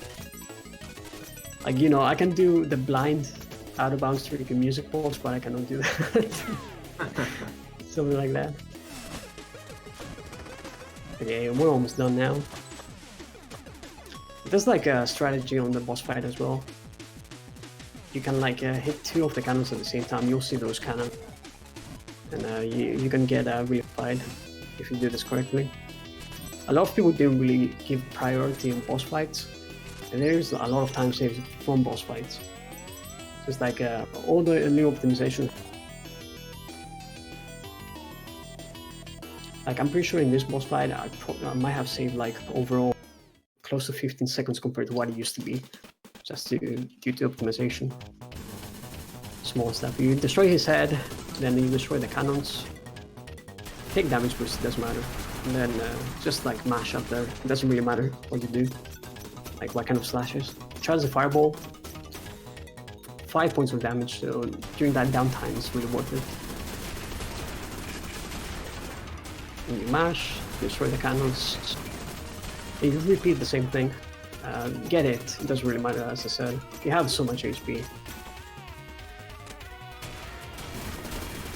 We're almost done. And right there, that's the strat that you destroy both cannons. And that was a boss fight. That was actually a really good boss fight as well. Easy peasy. Not that difficult. Concierge. Oh man, that name is kind of difficult to say. Concierge. Concierge. Yeah. I have a giving very us, important question. Yeah. Go ahead. Is that the last time we're going to see Manfred? Is it the last time we'll see Manfred? That's a good question. I think it is, yeah. Yes, this is the last time we'll see Manfred. Well, thank you, Manfred. Thank you, Manfred, for your service, yeah. You've been a good friend. Manfred, by the way, wants to become a butler, and Concierge accepted him. So, good guy, Concierge. Yeah, we make friends, they make friends, everybody makes friends. Exactly. Except the actual evil guys. Yeah.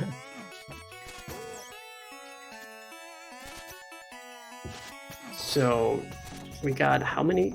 4 music notes. We're gonna go get the 5th one, and then we are approaching the late game of the run. So we're gonna revisit the Underworld now, because there is one music note hidden in the Underworld. The demons have captured one of them. In the meantime, we're gonna go save our boy right here, Lava Boy. Hey. By the way, these 4 begins have names, actual names, based on their fear. Do you remember their names, Skate? Oh, I know one of them is called Acro. I'm pretty sure. The Acro in Peru. I'm sure the lore expert in chat will know all of them. Yeah, it's Claustro, the one Yeah, in Claustro. Yeah, exactly. Necro in Catacombs. And I don't remember the lava here. Pyro. There we go. Thank you, Dragon. Yeah, that's it. Yeah. Pyro, Claustro, Necro, and Acro. There we go. We got some lore right here. I just call them boys. Yeah, the Phobican boys. Oh yeah, we can walk on lava because we have the Ninja Tabi now. We can walk on big surfaces. So now we couldn't even play the floor as lava even if we wanted to. It's just we kind of have the hacker boots. The hacker boots, yeah. But the floor is lava. The floor is lava. Yeah. Indeed. Yeah, I mean we could still play it. We can't ever lose. Pretty much. Okay, so the tricky part in this one is to never forget to. You need to just keep holding the button of the Ninja Tabi. If you let go of the button, you fall into the lava. You die. So just make sure you hit the button. Right. It's also it's also important that you can't let go of the direction you're holding, because if you just kind of stand in place, you'll also just sink. You have to be moving. Yep. Exactly. Don't stop. As well. Okay. Let me see. Jump. Yeah, I'm gonna say that loud. Because I need to just remember how to do it. Hit this guy. Okay, we're good. I think. Yeah. I'm assuming Yeah, that, like unstable lava like this you can't walk across. No, in this lava, no, you can.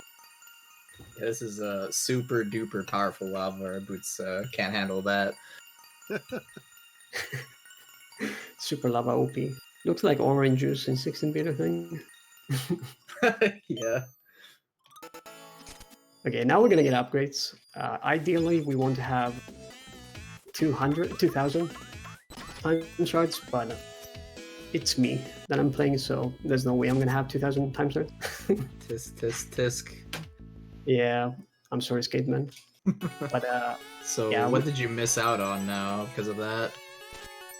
so I missed the checkpoint stuff refill. Oh, okay, yeah. Whenever we get checkpoints, we refill 5 HP, which is not needed in this level. But the thing is, I want to make sure I don't need to go to the shop and I want to save 3 seconds. That's all. That's the only time saving 3 seconds. Right. But I think So- eventually you have to re-enter a shop anyway, right? Yeah, So- it's just like the dialogues. Yeah. Yeah, exactly. So revisit of Cloud Ruins. Shower, please. And I think in that shop we got a pretty important upgrade. It's the spike damage reduction. Is that still in the route? Yes. Okay, It's like- yeah, so now spikes don't do 3 damage. Now they only do 2, I believe. Yeah, 2. And that upgrade is gonna be used in one coming up. Really important section. We're gonna do like a lot of damage boosts. So now Yeah. instead of only being able to do 2 damage boosts, now we can do 3, which is super helpful. Yeah. I believe I'm still gonna do 2 though in that section. Oh, okay. You're too good that you can still do it in 2 anyway. Yeah. It's just the safety thing. Yeah. I'm thinking about rerouting it, but I need the upgrade anyways for the checkpoint, for a music box and stuff. So this is the first damage boost that I mentioned that you can climb by doing one hit there. I nailed it, which is nice. I couldn't do it in the first visit in Cloud Ruins 16-bit because I didn't have the HP. But yeah, now that I got it, that felt good. It's kind of tricky, but if you just don't mess up the wall climber, you're good. Okay, so these are the damage boosts I'm talking about. Coming up in the next level. Unfortunately, I didn't get an HP drop, so I'm gonna do 2 of them. So one, you have to wait in this room if you don't do the damage boost, which is kind of weird. So take that, and I might die. No, okay, I'm okay. These were the damage boosts. They're kind of scary. Sometimes you can die. If you go between the wall and that crusher, you will get crushed and you die immediately. No matter how much like damage those things do. So you want to make sure you don't do that. Yeah, it's pretty common there, especially in that one part where you have to kind of like wait in this like tiny alcove above 2 of them. But yeah, he placed it just right so that you can just kind of chill on the wall, wait. Okay, this is a really scary room as well. Oh, There is yeah, a remember Justin. this room before? Now it's Yeah. harder. Pretty much. And there's a just import that you can do there. But that just import, I never understood the setup. Justin like explained this to me multiple times, and I couldn't understand it. But there is one here that I might get. Never mind. I missed that as well. Justin's gonna be mad. That is for sure. Well, at least you got like 1.5. I guess that's enough. Yeah, I got 1.5 true. Okay, yeah, shout out to Justin. He helped a lot. Any ascent strats. He has been working quite a lot in any percent. He's definitely one of our like sock folders of the community. Kind of found a lot of neat little things here and there. Did a lot of science. Those little things helped in the project to get the 150 recently, 1 hour and 50-minute run. Those little things all together. Right. Like I think like before, you know, you kind of went on that big month grind, and you know, in preparation for ESA and things like that. Like I think your time was maybe a few minutes slower than that, or something like that. Yeah, I was like at 153 at that point, and within 19 days, I got it to 150. With a lot of help, of course, from people that were providing strats and everything. That was really nice. Okay, we are approaching the end now of Cloud Ruins. That level actually went super well, I'm not gonna lie. This was like really well done. And we saved Astro, Akuro. I don't know why I said Astro. Astro Boy. We're in space, boys. Wait. Oh no, I died. That was supposed to happen. Don't worry. Don't worry about it. Yeah, this is another calculated death warp. Where am I going? Okay. I actually forgot where I was. Yeah, there's a ton of backtracking, as you can see. So sometimes, you know, we use our splits as kind of like notes of where to go. Yep. I do that in games too. Yep. Okay, so now we got all 4 for begin. Remember when I said that these 4 begins actually will build a build? Wait, what did I say? A bridge. That's the word I'm looking for. We're gonna build a bridge and we're gonna go to Fallen Temple. Hype.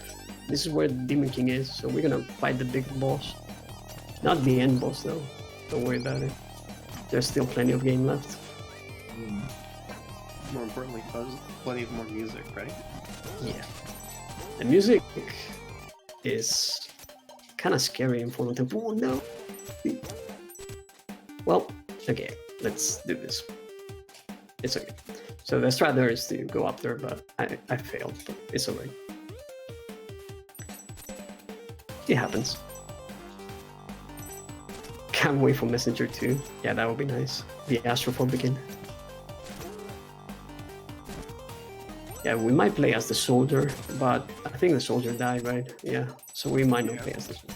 So we might play as the spaceman, the messenger. Okay, backtracking almost done here. Oh, wow. This is Celeste featuring Spider-Man game, pretty much. You nailed it right there. Except it's a ninja. Yep. Okay, so we're done with the Was Spider-Man that Sorry? different from a ninja? kind of, right? I mean, they both grab the walls, and the ninja in this game has a tendency to grab on walls a lot, which we don't like. Don't like Spider-Man, I guess. So this Fallen Temple. Oh boy, this is difficult. Right, Skateman? Oh yeah. So prepare for some really, really scary and some really cool strats with.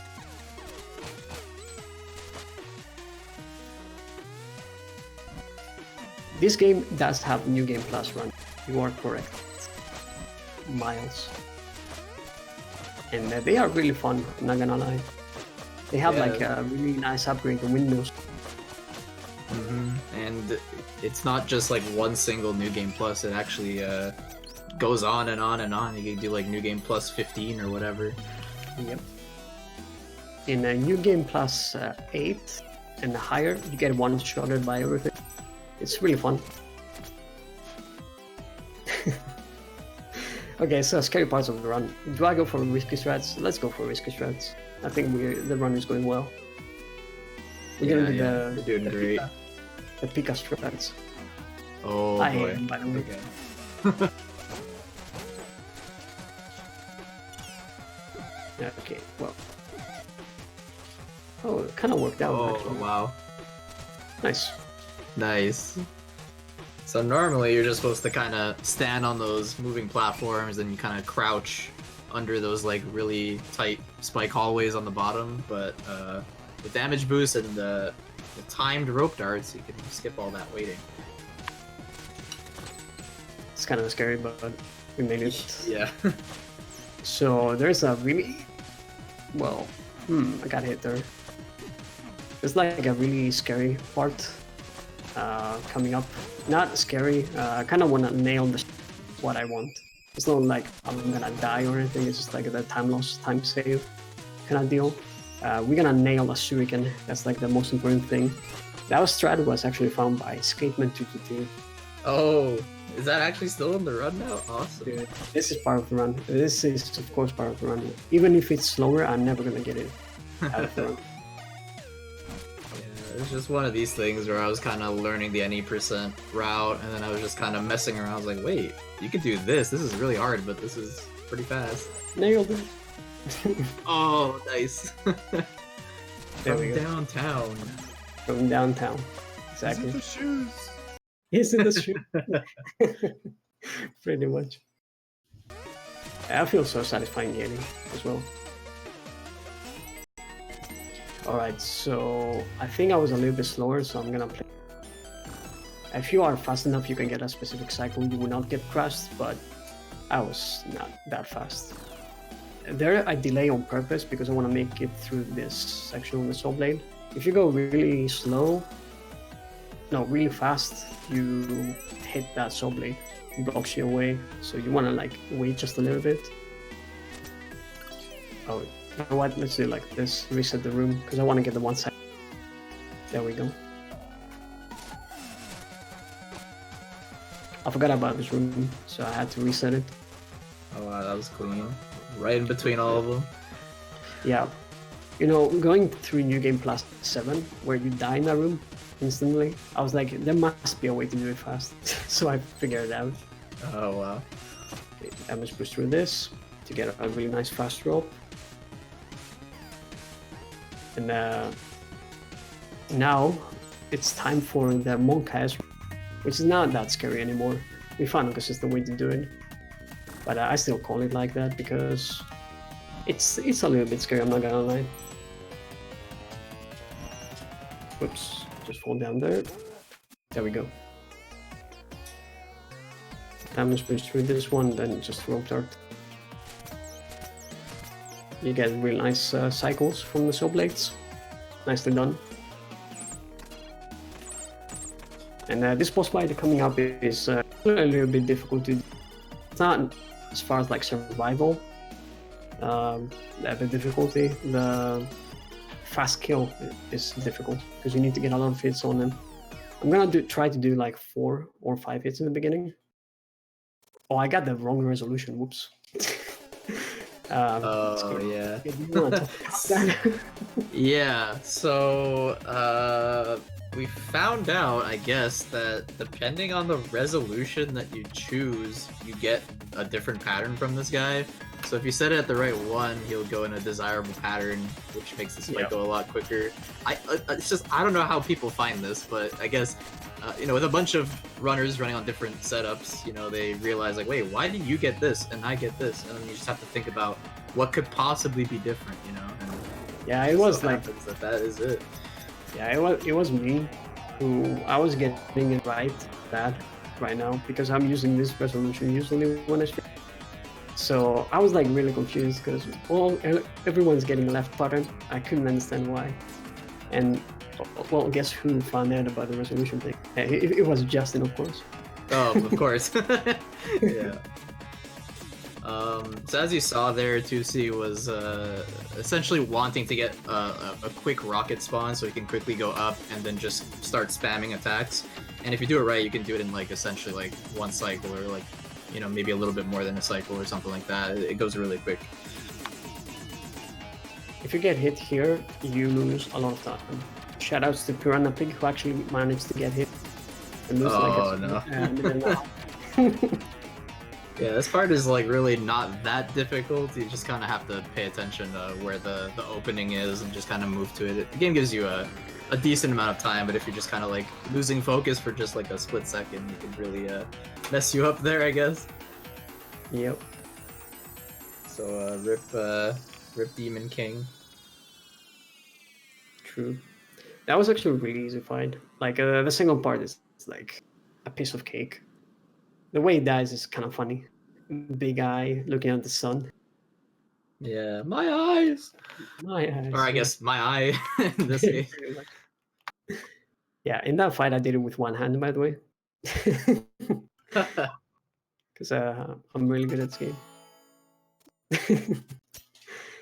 So we got the Demon Crown note before the... Oh, by the way, 222 time starts. Shout out to Skateman. Oh, nice. It had to happen eventually. And with the Demon Crown, we're gonna power up this portal and we're gonna go to the future. The corrupted future is a really tricky area. There's like one skip, especially in the end, that if I fail, I might lose a lot of time. So hopefully this doesn't happen. With the power of those magic fireflies, there are plenty of them trapped here. We can go through this section. It's like a corrupted future. I don't really remember the lore behind it. I don't think there's much lore behind it. Yeah, it's just it's meant to be like a really spooky place, as you can see with all the eyeballs in the wall. And if you look really closely in the background, what's really creepy is you see kind of like bodies falling down. It's just it's really creepy. All right, so yeah, this is like a pretty standard platforming, not super serious or super difficult to say. Just like go fast enough and yeah. Right. The only real difficult part is like the big skip at the end, like 2C talked about earlier. So that's gotta put all our focus into that one.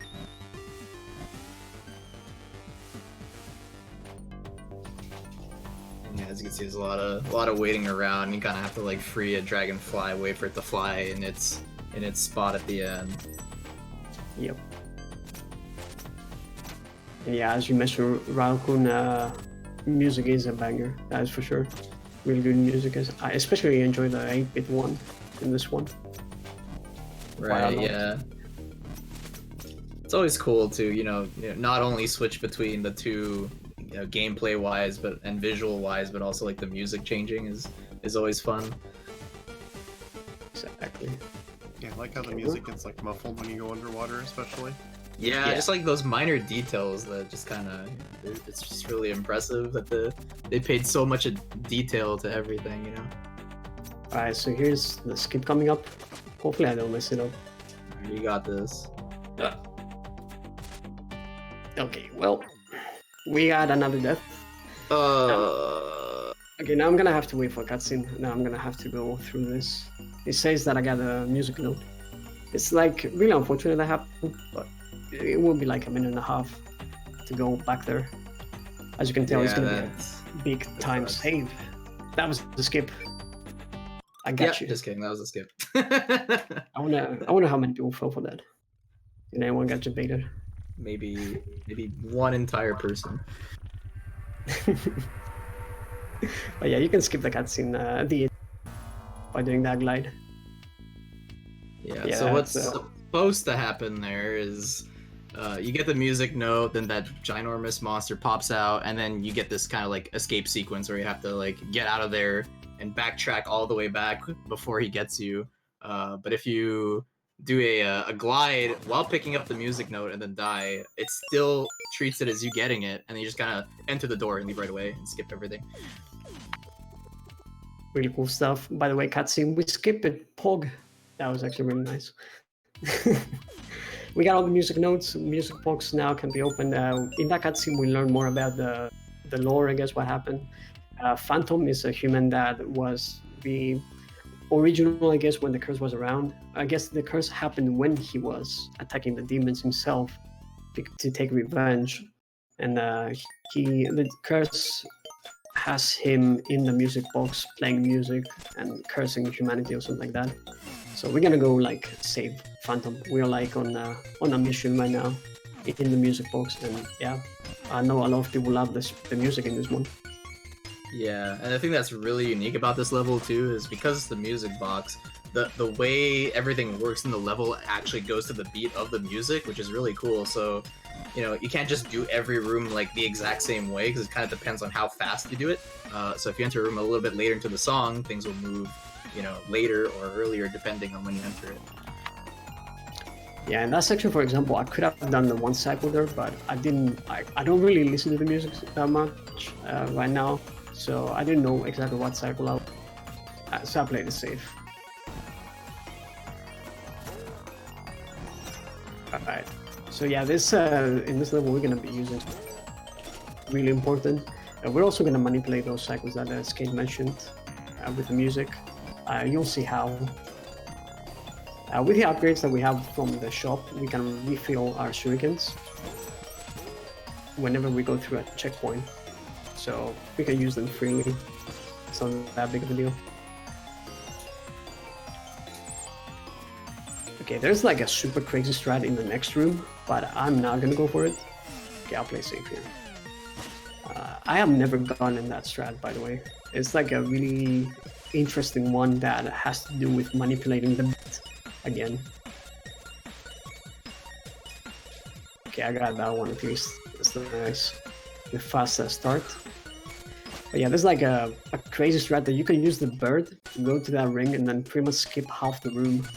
And stuff like waiting this cycle. Oh, yeah. Man, that is so rough because you need to get on the right beat to manipulate the cycles and the bird perfectly to do that. It's so whack. Alright, so here's like after this section, we're gonna see one of the interesting parts of manipulating the beats. Oops.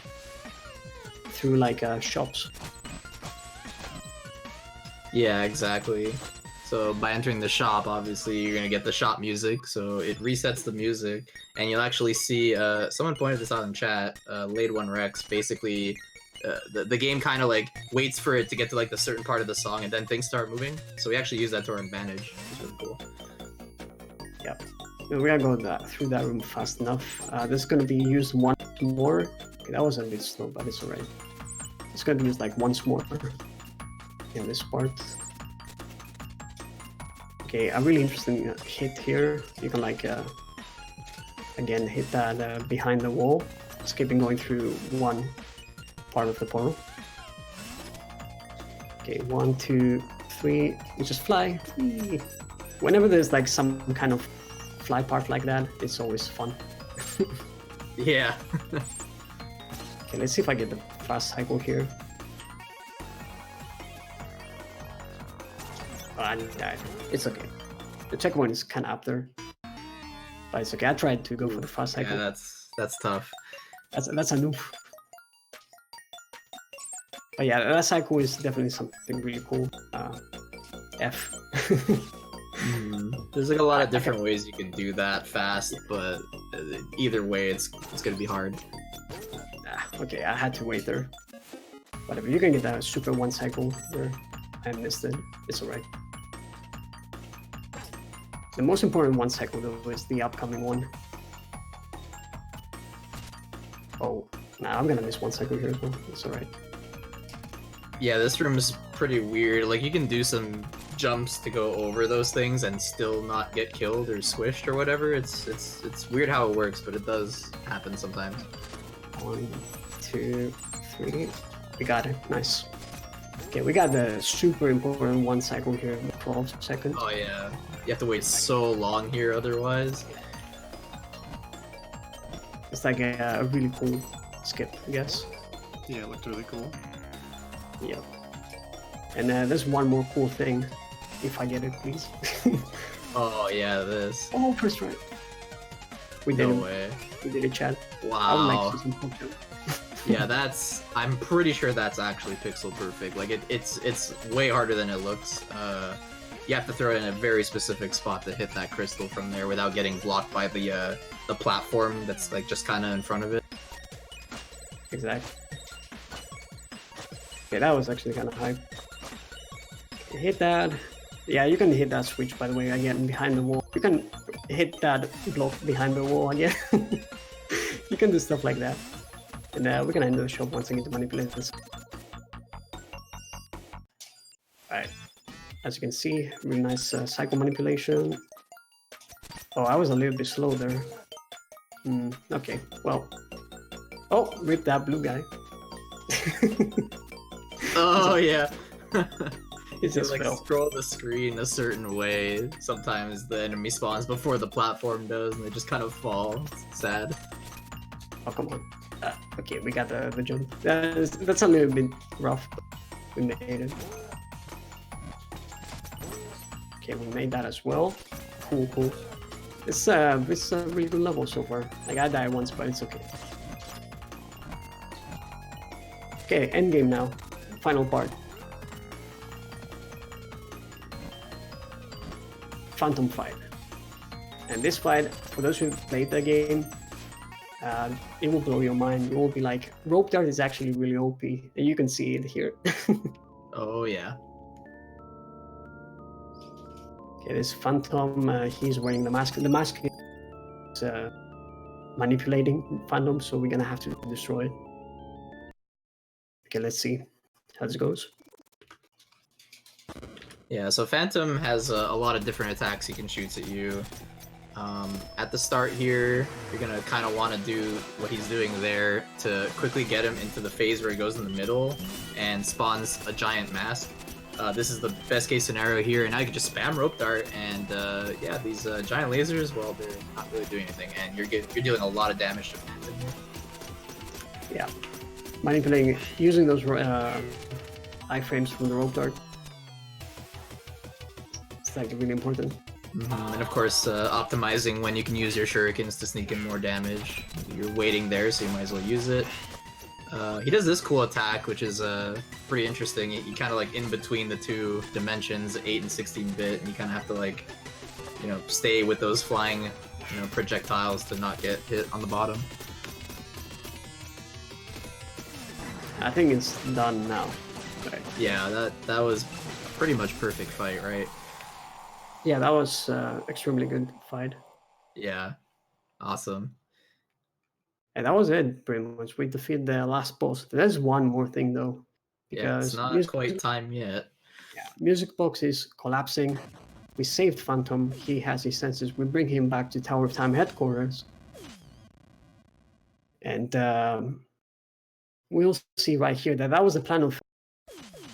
Because the mask wanted to come to the Tower of Time headquarters and actually destroy messengers. We're gonna do one more thing. Everyone raise your hands right now in chat. We're gonna do the thing. I'm gonna need your powers to just shatter the mask. And now this is mashing as well. Yes, give us your energy. We're gonna spirit bomb this mask away and break the curse. Yep. Just mash it. Boom! Time. Sorry, I didn't say it, but yeah, time. Yeah, sorry, no warning there. But there you go. Gives us a few seconds late, but the timer says 1:54:49. Wow, yeah, that's a really good run. Yo, that was actually really good. And that's also with the loads too. So this game does have an auto splitter that removes the loads for you. So, you know, don't worry about that. If your computer is not up to speed with the other top tier computers, you can compete with anyone. But yeah, that without load, do you have like the in-game timer going on your splits or? It's 154. Yeah. Oh, okay. 154.08. Yeah. Okay, yeah, that's really solid. Yeah, thank you everyone in chat for the GGs. Really appreciate it. I hope you guys enjoyed the messenger. 90% no out of bounds. You guys can see here in the credits everyone who worked on the game. Sabotage Studio is in chat as well, as I saw. They have been absolutely amazing.